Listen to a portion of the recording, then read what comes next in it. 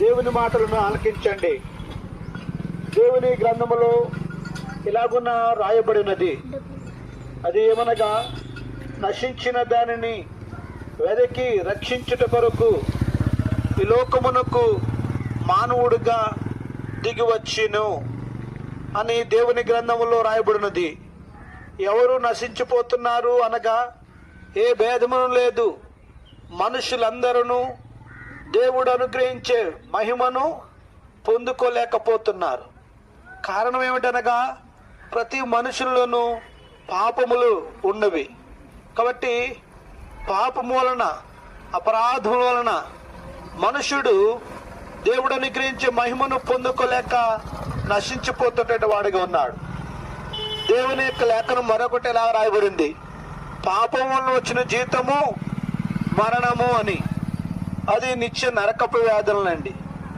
అయితే దేవుడు ఇట్లాంటి పాపం వల్ల వచ్చిన జీతమైన మరణములో మానవులు నశించిపోతూ ఉండగా వారి ఎడల మహాప్రేమను చూపి వారి నశించుట ఆయనకి ఇష్టము లేక ఈ లోకమునకు ఆయన పాప పరిహారకర్తగా దిగి వచ్చినాడు.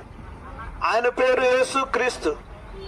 ఆయన ఈ లోకములో కాలము పరిపూర్ణమైనప్పుడు ప్రతి మనుషుని కొరకు తన ప్రాణమును పాప విమోచన కార్యముగా ఉన్నట్లు శిలువ మ్రాను మీద అర్పణగా అర్పించి ఉన్నాడు. ఆయన చేసినటువంటి పుణ్య ఈ బలియాగము సమస్త మానవులకు విమోచన అయి ఉన్నదండి. కాబట్టి నేడు ఎందరైతే యేసు క్రీస్తునందు విశ్వాసమును ఉంచుతారో వారందరూ నశింపక నిత్య జీవాన్ని పొందుకుంటున్నారు. గ్రహించండి. కాబట్టి మనము నశించక నిత్యము బ్రతకాలి అనేటువంటి ఆశను కలిగిన వారము. కాబట్టి యేసు క్రీస్తునందు విశ్వాసమును ఉంచడం ద్వారా మనము నశించక నిత్య జీవాన్ని పొందుకుంటున్నాం.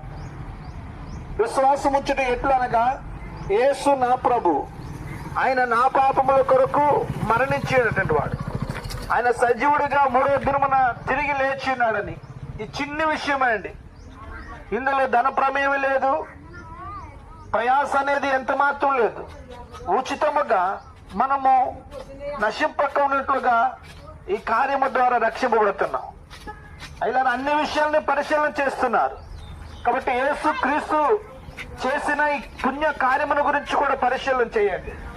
యేసు క్రీస్తు అంటే మానవులను ప్రేమించిన వాడు, ఈ లోకమునకు మానవుడిగా దిగి వచ్చేటువంటి వాడు, తన ప్రాణాన్ని మన కొరకు అర్పణగా అర్పించేట